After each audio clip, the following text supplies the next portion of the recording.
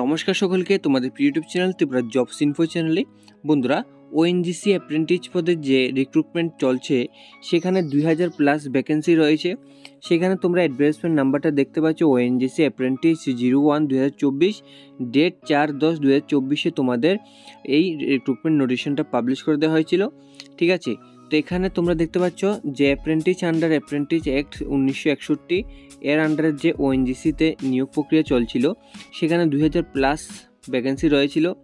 তো সেখানে তোমাদের লাস্ট ডেট ছিল 15ই অক্টোবর 2024। এই ডেটের ভিতরে যারা যারা অ্যাপ্লাই করতে পারোনি তোমাদের ডেট এক্সটেন্ড করানো হয়েছিল 10 নভেম্বর 2024। ঠিক আছে, এই ডেটের পরেও তোমরা যারা এখানে অ্যাপ্লাই করতে পারোনি তাদের জন্য আরেকটা সুযোগ করে দেওয়া হয়েছে।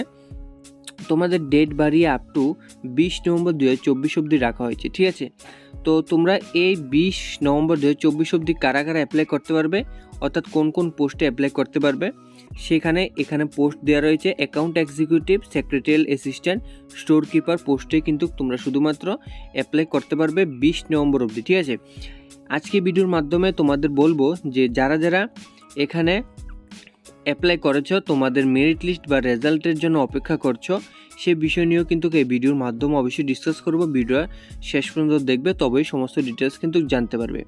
তো এখানে এই নোটিফিকেশনটা বা ভিডিওর মাধ্যমে ডিসকাস করার আগে তোমাদের আমি ওল্ড যে নোটিফিকেশনটা রয়েছে, যেটা প্রথম যে নোটিফিকেশনটা বেরিয়ে এসেছিলো সেটাই তোমাদের একবার আমি দেখাতে চাইবো। তো তোমরা দেখতে পাচ্ছ এই হচ্ছে ওএনজিসি থেকে যে রিক্রুটমেন্ট নোটিফিকেশনটা বেরিয়ে এসেছিল। তোমরা এখানে অ্যাড্রেসের নাম্বার দেখতে পাচ্ছ, ওএনজিসি অ্যাপ্রেন্টিস 01/2024 এবং ডেট অফ নোটিফিকেশন পাবলিশ এখানে তোমরা দেখতে পাচ্ছ 4 অক্টোবর 2024। ঠিক আছে, এখানে তোমাদের কিন্তু লাস্ট ডেট ছিল 25/10/2024। ঠিক আছে, এর ভেতরে যারা অ্যাপ্লাই করতে পারোনি তারা 10 নভেম্বর অবধি তোমরা ডেট পেয়ে গেছিলো সকল পোস্টের জন্য। ঠিক আছে, তো এখন যে ডেট বাড়িয়ে তোমাদের 20 নভেম্বর 2024 অবধি করা হয়েছে, সেখানে শুধুমাত্র 3টা পোস্ট রয়েছে। এই 3টা পোস্টে অ্যাপ্লাই করতে গেলে তোমাদের কিন্তু যোগ্যতা অবশ্যই লাগবে। ঠিক আছে, তো এখানে তোমাদের আমি বলবো যারা এখানে তোমরা ত্রিপুরা থেকে এবং তোমরা এখানে ওয়েস্ট বেঙ্গল এবং যারা এখানে আসাম থেকে রয়েছ, শিলচর থেকে রয়েছ, তারা কিন্তু এখানে যেমন এখানে শিবসাগর থেকে রয়েছ। ঠিক আছে, তারপর এখানে ওয়েস্ট বেঙ্গল, কলকাতা এবং তোমরা যারা আগরতলা, ত্রিপুরা থেকে রয়েছ, তোমাদের জন্য কিন্তু কিছু পোস্ট অবশ্যই এখানে রয়েছে, যেমন সেক্রেটারিয়াল অ্যাসিস্ট্যান্ট, তারপর এখানে অ্যাকাউন্ট এক্সিকিউটিভ এবং স্টোর কিপার। এগুলা কিন্তু তোমরা আগরতলা, কলকাতা এবং শিলচর যারা ক্যান্ডিডেট রয়েছে সকলে কিন্তু এখানে অ্যাপ্লাই করতে পারবে। ঠিক আছে, তো এখানে তোমাদের আমি প্রথমত এখানে দেখিয়ে দেব যে এখানে তোমাদের কি যোগ্যতা লাগবে। ঠিক আছে, এখানে তোমরা যারা অ্যাকাউন্ট এক্সিকিউটিভে তোমরা এখানে অ্যাপ্লাই করবে, তোমাদের কিন্তু এখানে bachelor degree in commerce, graduation pass করে থাকলে কমার্স থেকে, তাও তুমি এখানে অ্যাপ্লাই করতে পারবে।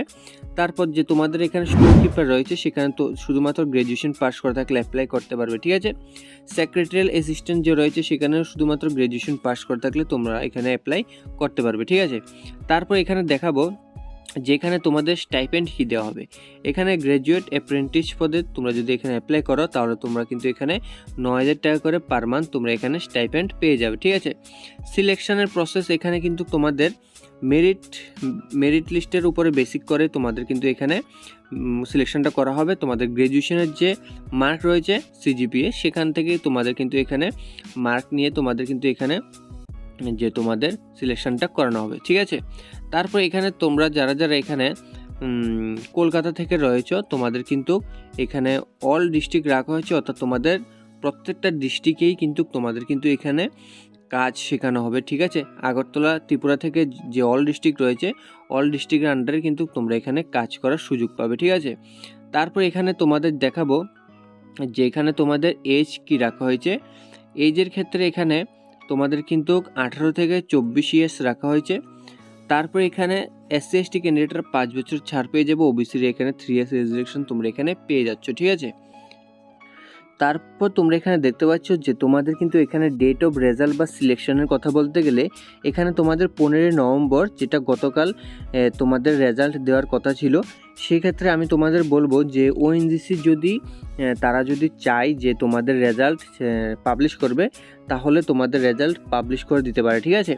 তো আশা রাখছি যে তোমাদের যেহেতু ডেট এক্সটেন্ড হয়েছে 20 নভেম্বর অবধি, তাও আশা রাখছি তোমাদের কিন্তু রেজাল্টটা 20 নভেম্বরের পরেই আসার একটা সম্ভাবনা রয়েছে, ঠিক আছে।